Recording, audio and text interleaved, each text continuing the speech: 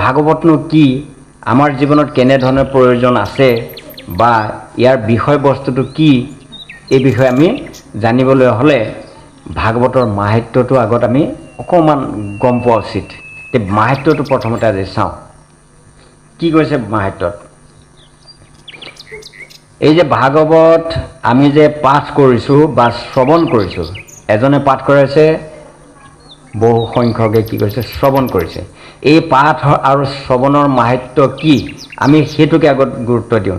ভাগৱতৰ মাজলৈ গ'লে আমি কিবা কিবি ঢেৰ পাম আৰু জ্ঞানৰ কথা, গল্পও পাম, এনেকুৱা কিছুমান ডাঙৰ ডাঙৰ জ্ঞানৰ বিষয়ো আছে, যিবিলাক আমি পঢ়িলে আমাৰ জীৱনটো সাৰ্থক হ'ব, শুনিলেও সাৰ্থক হয়। আৰু তেনে ভাগৱতৰ সাৰ্থক হয় বুলি যে কৈছোঁ, কেনেধৰণে সাৰ্থক হয়, বস্তুটো কি, সেই বিষয়ে আমি মাহাত্ম্যখিনি পঢ়িলে কিছু গম পাম আগতীয়াকৈ। তাৰপিছত আমি ভাগৱতলৈ আগবাঢ়ি যাম বাৰু। মুনিজনে নতি কৰি চুত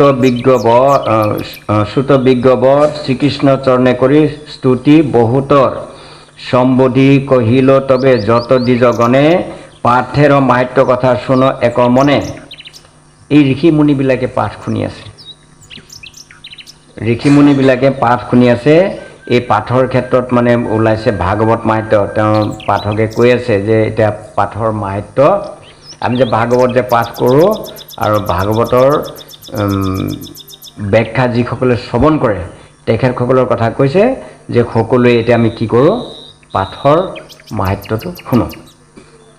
ক্ষণকাল যেইজন একান্ত অন্তৰে ভাগৱত কথা সুধা পিয়ে কৰ্ণ ভৰে। গোটেই দিনটো নালাগে, কোনোবা যদি খন্তেকৰ কাৰণেও বা 1 ঘণ্টাৰ কাৰণে হ'লেও বা খন্তেকৰ কাৰণে হ'লেও যদি এক মনে এক চিত্তে যদি ভাগৱতৰ কথা শুনে, যিকণে শুনে কৈছে সেইকণেই যথেষ্ট। যিকণ শুনা যায় সেইকণে যথেষ্ট, কিন্তু মন প্ৰাণ দি শুনিব লাগিব, শ্ৰদ্ধা ভক্তি লৈ। সেইকাৰণে কৈছে ক্ষণকাল যেইজন একান্ত অন্তৰে ভাগৱত কথা সুধা পিয়ে কৰ্ণ ভৰে। পিয়ে মানে পান কৰা। ভকতৰ মুখ কেইখন বুলি কৈছিলোঁ মই? 2খন, হয়নে? এই সোঁ কাণ এখন মুখ, বাওঁ কাণ এখন মুখ, গতিকে ভকতৰ মুখ হ'ল 2খন।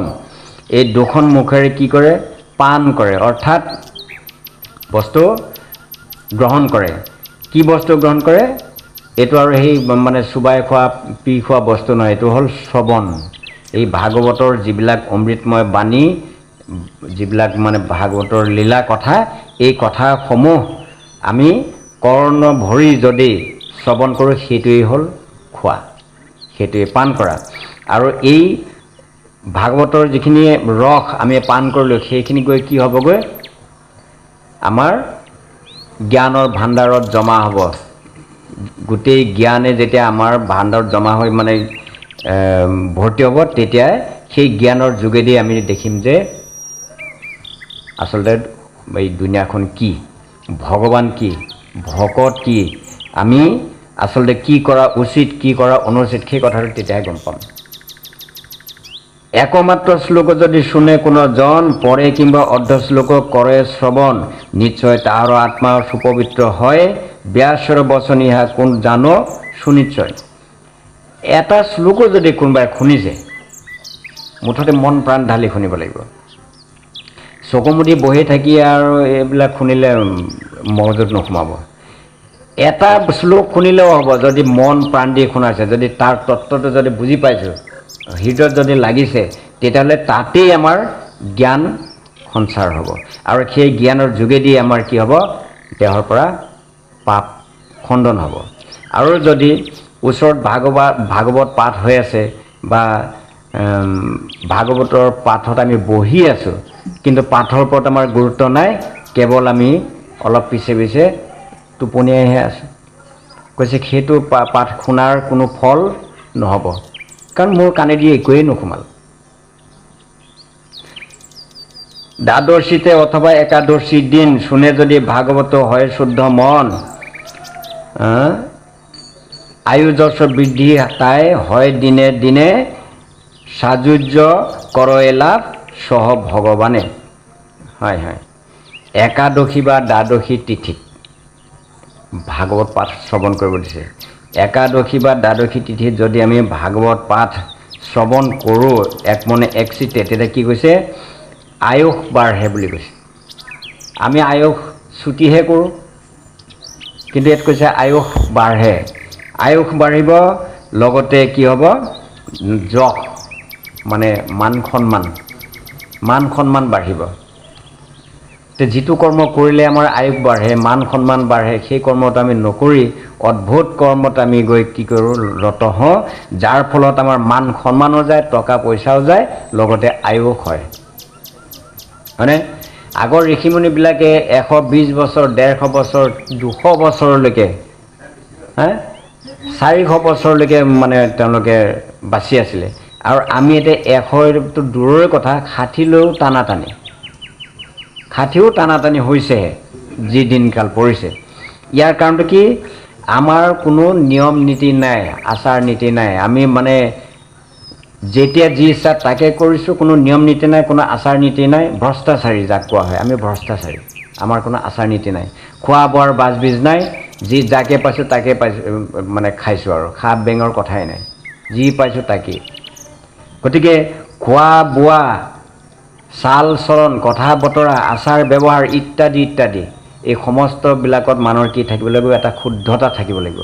তেতিয়া মানুহৰ দেহ মনবিলাক ভাল থাকে। দেহ মন ভাল মানে আয়ুস বৃদ্ধি হ'ব। দেহ মন ভাল মানে আমাৰ দেহৰ বেমাৰ আজাৰ কমি থাকিব। চিন্তা বেছি কৰি থাকিলে মানুহৰ দেহ দুৰ্বল হয়। দুৰ্বল হোৱাৰ লগে লগে বিভিন্ন ধৰণৰ বেমাৰে আক্ৰমণ কৰে, আয়ুস কমিব। গতিকে আমি ভাগৱতৰ ওপৰত যদি মানে গুৰুত্ব দিওঁ, তেতিয়াহ'লে বহুত ধৰণৰ জ্ঞান পাম। আৰু সেই জ্ঞানৰ যোগেদি যেতিয়া আমি আমাৰ জীৱনটো চলাব বিচাৰিম, আমাৰ সদায় যিবিলাক আমি খোৱা বোৱা, আচাৰ নীতি এইবিলাক যেতিয়া পালন কৰিম নহয়, তেতিয়া আমাৰ দেহটো সুন্দৰ এটা পবিত্ৰ আৰু বেমাৰমুক্ত হৈ দেখা দিব। তেতিয়া আমাৰ আয়ুস বৃদ্ধি হ'ব, বল বিক্ৰম বাঢ়িব, আনকি নাম যশো বাঢ়িব, যাৰ ফলত মানুহে সন্মানো কৰিব। আৰু অন্তিমত আকৌ এটা কাম কৰিছে, কি কৈছে? যিসকলে গীতা ভাগৱত এই সমস্তক লৈ তেওঁলোকে পুৰে জীৱনটোৱে মানে কি কৰিলে, এইবিলাকৰ মানে শ্ৰদ্ধা ভক্তি বা শ্ৰৱণ কীৰ্তনবিলাক কৰিলে, গীতা ভাগৱতৰ শ্ৰৱণ কীৰ্তনবিলাক, তাৰ ফলত কি হৈছে? তেওঁ অন্তিমত সাযুজ্য, সিদিনা মই কৈছিলোঁ শব্দটো, এটা হ'ল চাৰুপ্য, সাযুজ্য। আজি আমি এই যে যিবিলাক ভগৱানৰ কাম যে কৰি আছোঁ সদায় সন্ধিয়া সন্ধিয়া, এইটো এটা আমাৰ কৰ্ম হৈ পৰিছে। এই কৰ্মটো সন্ধিয়ালৈ মানে নকৰিলে মানে মনটো অলপ কিবা কিবি লাগি থাকে। এই আজি মানে মোক মানে আনৰ কেনেকুৱা নাজানো, মোৰ কিন্তু বিশেষকৈ 9টা-10টা বাজিলে মোৰ মনত আহি যায় ধাৰণাটো যে সন্ধিয়ালৈ এই কামটো আছেই, আৰু সেইটো কাম কৰি কিবা এটা আমেজ লাগিছে। আৰু যিটো আমেজে মানে সন্ধিয়াৰ আগমুহূৰ্ততেই মানে সোঁৱৰাই দিব যে যাবলৈ হ'ল। দোকান চোকান বন্ধ কৰি ঘৰলৈ বাট লৈ আৰু ওলাবই লাগিব, আহিবই লাগিব। এইটো হ'ল শ্ৰদ্ধা। আৰু এই যে ভগৱানৰ কামটো কৰি যে আমাৰ মনত এটা আনন্দ আহিছে, আমি যে মানে মনত মানে শ্ৰদ্ধা ভক্তিৰে যে কৰ্মটো কৰিছোঁ, ভগৱানৰ যদি কৃপা মিলে তেতিয়াহ'লে আমি মৃত্যুৰ পিছত ভগৱানৰ সেই ধৰণৰ স্থানত গৈ পেলাই আমি কি পাম? এই সুবিধাটো পাম। তাত স্বয়ং সাক্ষাতে আমি আজিতো নামঘৰটোক ভগৱানৰ অস্তিত্ব আছে বুলি বিশ্বাস কৰি লৈছোঁ, তেতিয়া কিন্তু সাক্ষাৎ ভগৱানৰ চাৰিওফালে ঘূৰাৰ সুবিধা পাম, স্বয়ং ভগৱানৰ। উপবাস কৰি যেবা যত্নবান হয়ে, এই কথা পাঠ কিংবা মুখেতে কীৰ্তয়ে, সৰ্বপাপ হতে সেই হয় বিমোচন, পুণ্য কথা মন দিয়ে কৰে শ্ৰৱণ। কি কৈছে? উপবাসে থাকি, উপবাস কোনদিনা থকা হয়? বিশেষকৈ ব্ৰতৰ দিনত, যোনদিনা ব্ৰত থাকে সেইদিনা উপবাস থকা হয়। এই উপবাসে থাকি যদি আমি মুখেৰে মানে ভাগৱত পাঠ কৰোঁ, নাইবা কোনোবাই পাঠ কৰিছে আমি শুনিছোঁ, সেইটো হ'ব, দুইটাই হ'ব। তেতিয়া কি হয়? সৰ্বপাপ হতে সেই হয় বিমোচন, তাৰ গাৰ পৰা পাপ ক্ষয় হৈ যায়। যিমান আছে পাপবিলাক ক্ষয় হৈ গৈ আৰু পুণ্য কথা মন দিয়ে কৰে শ্ৰৱণ লগতে তেওঁৰ গাটোৰ যিমান আছে পাপ এইবিলাকতো ক্ষয় হ'ল আৰু এতিয়া এই যিবিলাক ভগৱানৰ নাম গুণ শ্ৰৱণ কৰিলে আমাৰ কি হয় পুণ্য অৰ্জন হয় সেই কৰ্মটো হ'ব আমাৰ পুণ্য অৰ্জন হ'ব মথুৰা দ্বাৰকা বা পবিত্ৰ পুষ্কৰ উপবাস কৰি তথা যদি কোনো নৰ এ মহাসংহিতা যদি কৰে অধ্যয়ন সমনেৰ ভয়ে তাৰ না ৰহে কখনো এই যে যিবিলাক ধাম গয়া কাশী বৃন্দাবন মথুৰা এনেধৰণৰ ধামবিলাকত যদি আমি গৈ এই ভাগৱতখন যদি শ্ৰৱণ কৰোঁ বা পাঠ কৰোঁ শ্ৰৱণ কৰিলেও হ'ব পাঠ কৰিলেও হ'ব কিন্তু পাঠ কৰিলে বেছি হয় গুণটো বেছি হয় নিজে যদি পাঠ কৰিব পৰা যায় তেতিয়া বেছি গুণ হয় আৰু এইবিলাক যদি আমি কৰোঁ বিশেষকৈ ধামবিলাকত গৈ যদি ভাগৱত পাঠ কৰোঁ বা শ্ৰৱণ কৰোঁ তেতিয়াহ'লে কি কৈছে সমন ভয় তাৰ না ৰহে কখনো যমৰ আলহী আৰু কোনোদিনো হোৱাৰ ভয় নাথাকে যমৰ যাতনা ভুগিব নালাগিব মানে নৰক যন্ত্ৰণা আমাৰ কাৰণে ৰেহাই সেইকাৰণে এই সমস্তক আমি কি কৰিব লাগে আমি মানে তেনেকুৱা ধৰণৰ অভ্যাস এটা গঢ়ি তুলিব লাগে আমি ঘৰত হ'লে এইবিলাক পাঠ কৰিব লাগে এই যেতিয়া আমি অ'ত ত'ত মন্দিৰে মঠ মন্দিৰবিলাকত যাম তাতো এইবিলাক শ্ৰৱণ কীৰ্তন কৰাৰ সুবিধাটো ল'ব লাগে ভাগৱত পাঠ চলি আছে আমি কিন্তু গুৰুত্ব তাতে নিদিওঁ আমাৰ এটা ডাঙৰ দুখ আছে মেলা এখনলৈ গ'লোঁ মেলাত কিন্তু ভাগৱত পাঠ চলি আছে মন্দিৰত আমি গৈ কৰিম কি মেলাৰ ভিতৰত সোমাই গৈ মানুহৰ ৰূপ চাম কোনে কি লৈছে কোনে কি পিন্ধিছে ক'ত কাঁহী বাতিৰ দোকান ওলাইছে ক'ত ফটো ওলাইছে ক'ত কাপোৰৰ দোকান ওলাইছে ক'ৰবাত বেলেগ মিঠাই চিঠাই আছে নেকি এইবিলাক বিচাৰি ফুৰিছোঁ কিন্তু আচল মিঠাই ওলাইছে ক'ত মন্দিৰত তাত ভাগৱত পাঠ চলি আছে তাত কিন্তু আমাৰ মনোযোগ এবাৰো নাই তাত বহি শুনা তেহে কাম হ'ব জীৱন সাৰ্থক তেতিয়াই হ'ব ইয়াত আমি যে গৈ পেলাই যে বয় বস্তু কিনাত যে গুৰুত্ব দিলোঁ অঙহী বঙহী কোনোবা আহিছে তাক দেখাৰ কৰাৰ যিটো সুবিধা ল'লোঁ আকৌ অঙহী বঙহী যেতিয়া লগ পাই গ'লোঁ তেওঁৰ লগত পৰাৰ পিছত আৰু মানে চব শেষেই আৰু এতিয়া পাৰিলে এখন তাৰ ঘৰলৈকে মাতিব তাতো গৈ পেলাই অকণ খোৱা বোৱাৰো জুতি লৈ আহিছোঁ গতিকে আমি মেলালৈ গৈ এই সমস্ত দোকান বজাৰৰ ওপৰত ভিৰ দিয়াতকৈ কি কৰিব লাগে তাত যে নাম চলিছে ভাগৱত পাঠ হৈছে এইবিলাক শ্ৰৱণ কৰিব লাগে তেতিয়া আমাৰ জীৱনৰ সাৰ্থকতাটো পোৱা যাব আৰু অন্তিমত যমৰ যিটো যাতনাৰ ভয় এই যমৰ যাতনাৰ পৰা আমি বাচিম মানে নৰক ভয়টো আমাৰ নাথাকিব কৰ্ণ কীৰ্তন যিনি বদন বিভৰে বাঞ্ছাপূৰ্ণ হয় তাৰ এই ভৱ সংসাৰে আৰু যিজনে গৈ শ্ৰৱণ কৰিলে বা নিজেও দুই এটা মানে আঁত ধৰি পেলাই গালে কৈছে এইটো কৰাৰ ফলত কি হ'ব তেওঁৰ যিটো মনৰ যিটো বাসনা মনৰ যিটো ইচ্ছা আকাংক্ষা কৈছে ভগৱানে তাৰ সেইটো পূৰ কৰি দিব গতিকে আমি নামলৈ গৈ এই ফটোৰ দোকান মিঠাইৰ দোকান খাৰুমণিৰ দোকান এইবিলাক বিচাৰি ফুৰিলে এই সেয়া তাতেই থাকিব লাগিব ব্যস্ত হৈ সেই ঊৰ্ধ্বগতি নহ'ব আৰু কৈছে এনেকুৱা জেগাত গৈ য'ত নেকি ভাগৱত পাঠ চলি আছে নাম চলি আছে তাত অংশগ্ৰহণ কৰা তেহে কাম হ'ব এই মণিহাৰী দোকানত ভগৱান নাই ইয়াত টকা পইচা যোৱাৰ ৰাস্তাহে আছে আৰু যদি বিপ্ৰগণ কৰে অধ্যয়ন সাগৰ বেষ্টিত ধৰা লভে সেইখন বৈশ্যতে পৰিলে নিধি পায় সুনিশ্চয় শুদ্ধ মহাপাপ হতে পাঠে মুক্ত হয় বিভিন্নজনৰ কথা কৈছে যিজন ব্ৰাহ্মণ সেইজনে পাঠ কৰিলে তেওঁ কি ফল পাব ক্ষত্ৰিয়জনে পাঠ কৰিলে কি ফল পাব বৈশ্যজনে কি পাব আৰু ক্ষুদ্ৰজনে কি পাব মুঠতে উপকাৰ আমি যদি মুঠতে এই ভাগৱত পাঠ য'ত হয় তাত যদি গৈ এখন্তেক বহিছোঁ আমাৰ জীৱনৰ কাৰণে এটা মহান কৰ্ম কৰা হ'ব আৰু সেইটো আমি পৰাপক্ষত সুবিধাটো এৰিব নালাগে এতিয়া চাওকচোন ভাবি কত ঠাইত ভাগৱত পাঠ হৈ আছে আমি বাৰু কোনোদিন গুৰুত্ব দি লৈছিলোঁ নে যে পাঠ হৈ আছে তাত এপাক যাব পাৰিলে ভাল আছিলে সেইটো ভবাই নাই এইকেইটা ভকতে পাঠ কৰিছে তেওঁলোকৰ কামেই এইটো মানে আমাৰ এইটো কাম নহয় আমাৰ পথাৰে সমাৰে লুৰুকি ফুৰা কাম আৰু আমি তাত যোৱাই ভাল এইটো গুৰুত্বই নাই এবাৰো কিন্তু আমাৰ মগজে এইটো নেখেলালে যে তাত আচলতে কি ওলাইছে। এই পাঠ বুলি ক'লে যে ভকতবিলাক যে ডাউতি মেলে চব কত দূৰ দূৰণিৰ পৰা আহি যে এই পাঠত যে চবেই ৰাতিয়ে দিনে যে ব্যস্ত হৈ থাকে, ইয়াত ৰহস্যটো কি জানিবলৈ আমি কোনোদিন ইচ্ছা নকৰোঁ। কিন্তু ভাগৱত পাঠত কি কৈছে, যিজনে যাব সেইজনৰে উপকাৰ হ'ব। তেওঁৰ 1 নম্বৰ কি হ'ব, পাপ খণ্ডন হ'ব। 2 নম্বৰতে জ্ঞান অৰ্জন হ'ব। জ্ঞান অৰ্জন হোৱাৰ লগে লগে তেওঁৰ কি হ'ব, কিছুমান স্বভাৱ চৰিত্ৰ কৰ্ম এইবিলাক সলনি হ'ব। কৰ্ম সলনি হোৱাৰ লগে লগে স্বভাৱ চৰিত্ৰৰ যেতিয়া সলনি হ'ব, তেতিয়া কি হ'ব, ভাল পথ, কুপথ এৰি সুপথলৈ আহিব। আজি চাওক, আমাৰ মানুহবিলাকক ইমান ধৰণে বুজোৱা হৈ আছে যে এইটো নকৰিবি, সিটো নকৰিবি, এইটো বেয়া কাম, এই মদ নাখাবি, ভাং নাখাবি, এইটো বেয়া বস্তু। মানিছে কোনে? আৰু যিসকলে মানা নাই সেইসকলে কিন্তু ভাগৱত গীতাৰ ওপৰত গুৰুত্ব কম।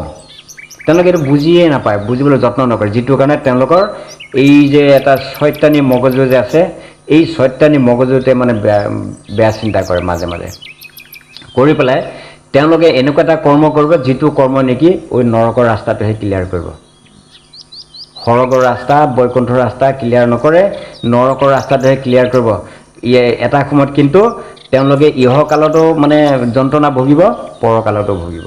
ইয়াৰ পিছৰ জন্মটোতো সেইটোতে 84ত যাবগৈ, 84 লক্ষত যাবগৈ। এতিয়াতো মানুহৰ জন্মত যিখিনি ভুগিলে এইখিনিতো বাৰু ভালেই, কিন্তু ইয়াৰ পিছত যেতিয়া 84 লক্ষত যাব, সেইটোৱে ভয়ংকৰ ভোগা, তেতিয়া ৰক্ষা নাই।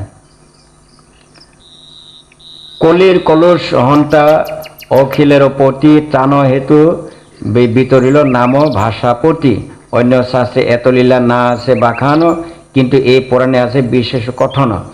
অন্যান্য আৰু ঢেৰ শাস্ত্ৰ আছে, কিন্তু সেইবিলাকত ইমান ধৰণৰ মানে এই যিটো ভাগৱতত সুন্দৰকৈ যিটো মানে আখ্যানবিলাক বৰ্ণনা কৰা আছে বা জ্ঞানৰ কথাখিনি আমি শুনি জ্ঞান ল'ব পাৰোঁ।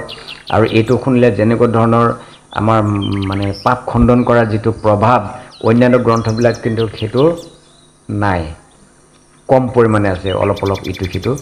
কিন্তু এই ভাগৱত পুৰাণে এখন মহান পুৰাণ বুলি কৈছে, মহাভাগৱত। শ্ৰীমদ ভাগৱত হ'ল মহাপুৰাণ। এই পুৰাণখনৰ মানে বিষয়বস্তুটো যদি আমি ভালমতে বুজিবলৈ যত্ন কৰোঁ, তেতিয়াহ'লে আপোনাৰ মানে এটা সময়ত এনেকুৱা হ'ব মানে পাপ খণ্ডন হৈ। য'ত তাৰ উদাহৰণ কোনটো, পৰীক্ষিত মহাৰাজ। পৰীক্ষিতে 7 দিন 7 ৰাতি মানে দিনে ৰাতিয়ে এক ৰেহাই মানে তেওঁ কি কৰিছিলে, শ্ৰৱণ কৰিছিলে। শুকমুনিয়ে পাঠ কৰিছিলে, পৰীক্ষিতে শ্ৰৱণ কৰিছিলে, যাৰ ফলত তেওঁ কি হ'লে মানে পাপৰ পৰা উদ্ধাৰ হৈ তেওঁ ক'লৈ গৈছিলে, বৈকুণ্ঠ ধামলৈ গুচি গৈছিলে। আকৌ আৰু কোন গৈছিলে, আমাৰ এই সেইজনৰ নাম মাজতে প্ৰসংগত হয়তো কৈছিলোঁ, ধুন্দুলি নামৰ এজন ভকত আছিল, তেওঁ গৈছে তেনেকৈ। প্ৰতিপদে প্ৰতি বাক্যে কহে সৃষ্টিপতি, বিশ্বের রূপেতে তত্ত্ব আশয়ে ভারতী। স্বর্গপতি ব্রহ্ম ইন্দ্র দেবতার শঙ্কর, না পারে কহিতে স্তব তাহার গোচর। এই যে যিজন নেকি ভোলানাথ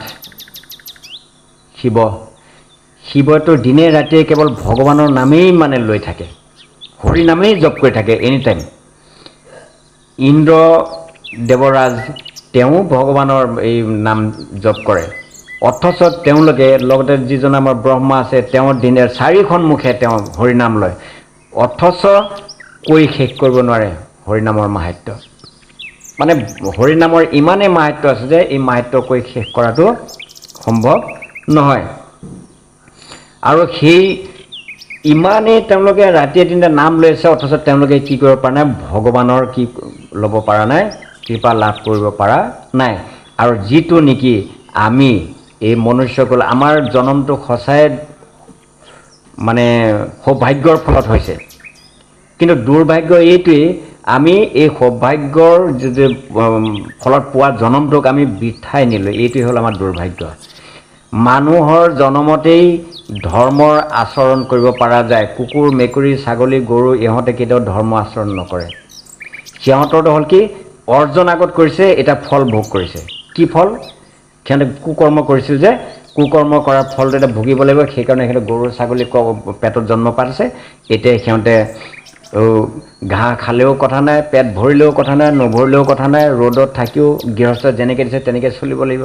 পেটত হয়তো দানা পৰাই নাই, কিন্তু তাৰ গাধৰ খাটনি খটুৱাই থাকিব।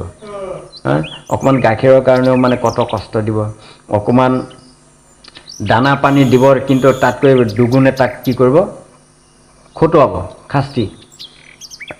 গৰু এটা যেতিয়া পথাৰত পৰি থাকে, যেতিয়া নেকি পানী পিয়াহ লাগে, সি গৃহস্থক মাত এষাৰ দি বুজাব নোৱাৰে যে মোৰ পানী পিয়াহ লাগিছে, মোক পানী অলপ দি যা। গৃহস্থ কি কৰিব, পথাৰৰ পৰা চিঞৰিব, এই পানী লৈ আহ। গৰুটোৱে পাৰিছে নেকি?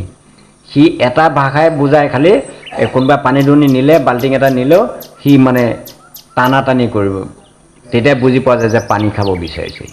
তাতকৈ বেলেগ ভাষা নাই। যদি গৃহস্থই সেইফালেদি নগ'ল, তেতিয়াহ'লে সি তেনেকেই থাকিল। এইফালে ঘাঁহ খাই আছে, ডিঙিয়ে চিঙিয়ে হয়তো তাৰ গাঁঠি লাগি আছে, অথচ সি পানী এটোপা মানে বিচাৰে, হাহাকাৰ, কোনো পানী এটোপা নিদিয়ে। তাৰ জীৱনটো কিমান দুখৰ। এই গোটেই ৰ'দটো তাৰ পিঠিৰ ওপৰেদি পাৰ হ'ল। গৃহস্থ গৈছে নগাঁৱলৈ, তাৰ পৰা আহি পোৱালৈ 4টা বাজিল, তেতিয়ালৈকে গৰু মানে গোটেই ৰ'দতে পৰি আছে, পানী পিয়াহ লাগিছে, পানীও খাবলৈ পোৱা নাই, চাহো পোৱা নাই, ৰ'দতে পৰিছে। তাৰ দুখ কিমান, এইটো সিহে গম পায়। তাৰ আৰু এটা সমস্যা কি, গৰু এই আজিকালি মহ মাখিৰ দিন। এই গৰুকেইটা আমি যেতিয়া পথাৰৰ পৰা লৈ আহিম, সন্ধিয়া আনি পেলাই গোহালিত বান্ধিলোঁ, যদি কাৰোবাৰ সেই বুজা শক্তিটো আছে, গৰুক কি কৰে, আঁঠুৱা এটা দি ধুনীয়াকৈ ৰাতি শুবৰ কাৰণে ব্যৱস্থা এটা কৰি দিয়ে। কিন্তু বহুত মানুহৰ ঘৰত আঁঠুৱা আছে যদিও, আকৌ বহুতৰ ঘৰত কিন্তু সেইটো ব্যৱস্থা নাই। দিনৰ দিনটো আজি এতিয়া যিটো অৱস্থা হৈছে, ঘাঁহ এমুঠি নাপায়, তেনে ক্ষেত্ৰত গৰুটো পেটেই ভৰা নাই, ৰাতিও মানে অলপ মানে ৰেষ্ট ল'ব পৰা নাই মহৰ অত্যাচাৰত। গোটেই ৰাতিটো কাণ জোকাৰোঁতে, ভৰি জোকাৰোঁতে গ'ল, শুবও পৰা নাই, উঠি থিয় দি পেলাই ভৰি জোকাৰি আছে। তেতিয়া ৰাতিও শুব পৰা নাই, দিনতো ঘাঁহ মুঠি পৰা নাই। তাৰ দুখ কষ্ট কিমান হৈছে বাৰু আমি বুজিছোঁনে? গতিকে এনেধৰণৰ জীৱ জন্তুবিলাকৰ যিটো দুখ কষ্ট, সেইটো যদি আমি ভালমতে বুজিবলৈ যত্ন কৰোঁ, তেতিয়া দেখিম যে সিহঁতৰ জীৱনটো সঁচাই মানুহতকৈ বহুত নিচ, বহুত অৱহেলাৰ জীৱন সেইটো। গতিকে তেনে এটা জীৱন আমি ইতিমধ্যে ভোগ কৰি আহি আজি মানুহৰ জন্ম পাইছোঁ। ইয়াৰ পিছত যদি আমি এই মানুহৰ জন্মটো ভগৱানে দিয়া এটা পুৰস্কাৰহে, এটা উপহাৰ, যে তহঁতক মানুহৰ জন্ম দিলোঁ, তহঁতে মানুহৰ গৰ্ভত জন্ম পাই কি কৰিবি, মোৰ নাম গুণ শ্ৰৱণ কীৰ্তন কৰিবি, মোৰ ভক্তি কৰিবি, ধৰ্ম পালন কৰি পেলাই তহঁতে উদ্ধাৰ হৈ যা। এই গাধৰ হৈ, গৰু হৈ, ম'হ হৈ আৰু খাটিব নালাগে। কিন্তু আমি কি কৰিলোঁ? এবাৰো আমি ভাবি পোৱা নাই যে আমি মানুহৰ জন্মটো কি কাৰণে পালোঁ। এই কথাটোৰ কাৰণে আমাৰ কি হৈছেগৈ, এতিয়া লাষ্টত গৈ এই যে মানুহৰ জন্মটো যে বিঠাই যে খেদিলোঁ, ইয়াৰ পিছত আকৌ 84 লক্ষত জন্ম হ'ব। সাপ, বেং, কুকুৰ, মেকুৰী, জোক, পোক এইবিলাক চব হ'ব লাগিব আকৌ। গতিকে ভাগৱত এনে এটা বস্তু, তাক সেই গোটেইখিনি জ্ঞান মানে ইয়াত দিয়ে। এই ভাগৱতখন আমি যদি ভালমতে শ্ৰৱণ কৰোঁ, তেতিয়াহ'লে এই সমস্ত জ্ঞান আমাৰ মগজুত সোমাব। তেতিয়া বুজি পাম যে আচলতে মানুহৰ জন্মটো এই দলি দলি চাবলৈ নহয়, টিভি মোবাইল লৈ ব্যস্ত হৈ থকা জীৱন নহয়, বা ঘৰ সংসাৰ, কেৱল ঘৰ সংসাৰ লৈ ব্যস্ত হৈ থকা জীৱনটো আমাৰ কাৰণে নহয়। লাগিব ঘৰ সংসাৰ, যিহেতুকে গৃহস্থী আমাৰ ঘৰ সংসাৰ এখন আছে, তাৰ মাজেদিয়ে কিন্তু ঈশ্বৰক চিন্তা আমি কৰিব লাগিব। যদি ঈশ্বৰক বাদ দি এইবিলাকত নামিছোঁ, তেতিয়াহ'লে 84 লক্ষত যাব লাগিব, এইটো সত্য। আকৌ মানে দুখ কষ্টৰ জীৱন অতিবাহিত কৰিব লাগিব। অনন্ত অচ্যুত আজ শ্ৰীমধুসূদন, পুনঃ পুনঃ তাৰ পদে কৰি স্থিতি উ উৎপত্তি লয়কারী নারায়ণ, অনন্ত অচ্যুত আজ শ্রীমধুসূদন, পুনঃ পুনঃ তার পদে করি নমস্কার, স্থাবর জঙ্গম হয় আলয় যাহার, সনাতন ভগবান দেব যদুপতি, কৰি আমি তাৰ পদে অসংখ্য প্ৰণতি। তাকে ব্যাসমুনিয়ে নিজেই কৈ আছে যে যি প্ৰভুৰ সৃষ্টি পালন লয় তেওঁৰ ইচ্ছাৰাতেই হয়, আৰু সেইজন ভগৱানক আমি কি কৰিব লাগে, ভালমতে বুজিব লাগে, আৰু ভগৱানক আমি শ্ৰদ্ধা কৰিব লাগে। গতিকে মই মানে নিজেই ভগৱানক কি কৰিছোঁ, শ্ৰদ্ধা কৰিছোঁ। প্ৰকাশশীল ভগৱান লীলা মনোহৰ, তাহাতে নিমগ্ন ৰবে তাহাৰ অন্তৰ পৰমাৰ্থ প্ৰকাশক যি দেৱ বেদব্যাস পুৰাণৰ সংহিতা আদি কৰিল প্ৰকাশ। ভগৱানে কৰিলে কি ব্যাস মুনিৰ মুখেদি মানুহৰ এই জ্ঞান প্ৰদান কৰিবৰ কাৰণে ব্যাসৰ মুখেদি কি কৰিলে ভাগৱতৰ সৃষ্টি কৰিলে। ভাগৱত এই ভাগৱতখন আমি কিন্তু এই ভাগৱত বা অন্যান্য গ্ৰন্থবিলাক পঢ়াৰ সময়ত আৰু এজনক আমি অলপ মানে ত্ৰুটি নতি কৰিব লাগে, মানে তেওঁকো আমি পূজা ভাগ দিব লাগে। সেইজন কোন? গণেশ মহাশয়। গণেশ মহাশয়। কাৰণ গণেশে আমাক যদি সহায় নকৰিলেহেঁতেন নহয় আমি এই ভাগৱতখন আজি পঢ়িবলৈ নাপালোহেঁতেন। ইমানেই মানে ভাগৱতৰ হেৰি বিষয়বস্তুটো জটিল, এইটো ব্যাস মুনিয়ে মানে অকলে নোৱাৰা হৈ গৈছিলে। তেতিয়া হেৰি কৈছিলে,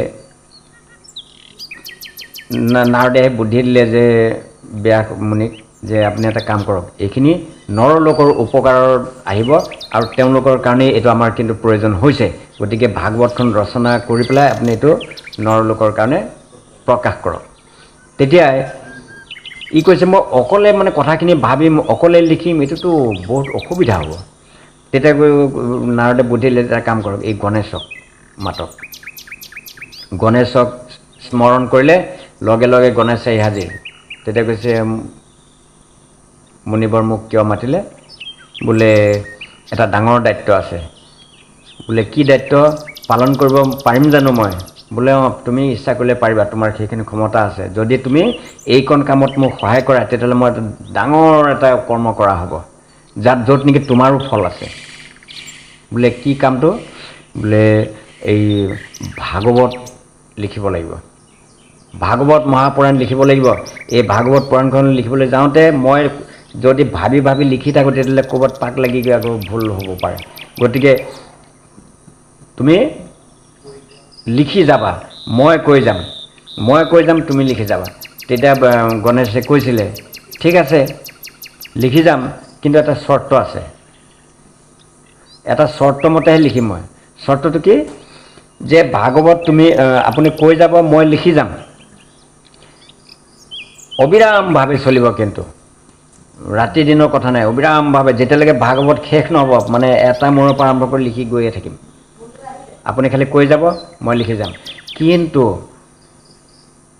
ভাগৱতখন লিখোঁতে কিন্তু আপুনি আৰু এটা কাম কৰিব লাগিব, এই শ্লোকখিনি মুখেৰে মাতি নহয়, মাতিবও লাগিব, ব্যাখ্যাও কৰি যাব লাগিব অৰ্থটো। মই শুনিয়ে যাম, লিখি যাম। ভাগৱতটো যে মই যে লিখিম মইতো বুজি পাব লাগিব, আপুনি মানে শ্লোকো মাতিব, ব্যাখ্যাও কৰিব, আৰু মই খালি লিখি যাম। কিন্তু চৰ্তটো হ'ব এইটোৱেই, যদি মাজত আপুনি ৰৈ দিয়ে, কিবা কাৰণত যদি আপুনি ৰৈ দিলে, তেতিয়াহ'লে মোৰ কলম দাং খালে কাম শেষ, আৰু দ্বিতীয়বাৰ মই নিলিখিম। সেইটো মানে হেৰি কৰি ল'লে আৰু প্ৰতিজ্ঞা। মানে ব্যাস মুনিয়ে যদি ভাগৱতৰ কথাখিনি কৈ যাওঁতে যদি ক'ৰবাত চিন্তা কৰিবলগীয়া ৰৈ গৈছে, তেওঁ ৰৈ কৰি মানে চিন্তা কৰিছে ক'ৰবাত কেনেকৈ মিলাম আনি, এই ৰৈ গ'লে মানে সেই মানে লিখা এৰি দিব আৰু, সেইটোৱে হ'ল চৰ্ত। কৈছে ঠিক আছে, তেনেকুৱা যদি ক'ৰবাত হয় তুমি লিখা এৰি দিবা, মই কৈ যাম তুমি লিখা। সেই তেতিয়া ব্যাস মুনিয়ে মানে এফালৰ পৰা মানে কৈ গৈ আছে, মানে তেওঁ ধ্যানত বহি মানে কথাখিনি কৈ গৈ আছে, আৰু গণেশে খালি শুনে আৰু লিখে, শুনে আৰু লিখে। এতিয়া ইমান ডাঙৰ 18,000 শ্লোক লিখোঁতে কিমান সময় লাগিছিলে হে? এই ব্যাস মুনিয়ে কৈ যায় আৰু গণেশে লিখি যায়। গতিকে এই ভাগৱতখনত গণেশৰো কি আছে? অধিকাৰ এটা আছে। তেওঁ মানে ইয়াৰ কাৰণে কি কৰি থৈছে? কৰ্ম এটা কৰি থৈছে, পৰিশ্ৰম অলপ কৰিছে, যাৰ কাৰণে আমি ভাগৱত পাঠ কৰিলে তেখেতকো এবাৰ স্মৰণ কৰিব লাগে, সেৱা এটা জনাব লাগে তেখেতৰ নামত। এতিয়া সেই তাকে কৈছে যে পৰমাৰ্থ প্ৰকাশক সেই বেদ ব্যাস পুৰাণৰ সংহিতা আদি কৰিল প্ৰকাশ। এই সমস্তখিনি গণেশ যদি লগত সহায় নকৰিলেহেঁতেন তেতিয়াহ'লে আজি আৰু এই 18খন পুৰাণ লিখা নহ'লহেঁতেন। শাস্ত্ৰ 14 শাস্ত্ৰ 18 পুৰাণ এইবিলাক লিখা নহ'লহেঁতেন।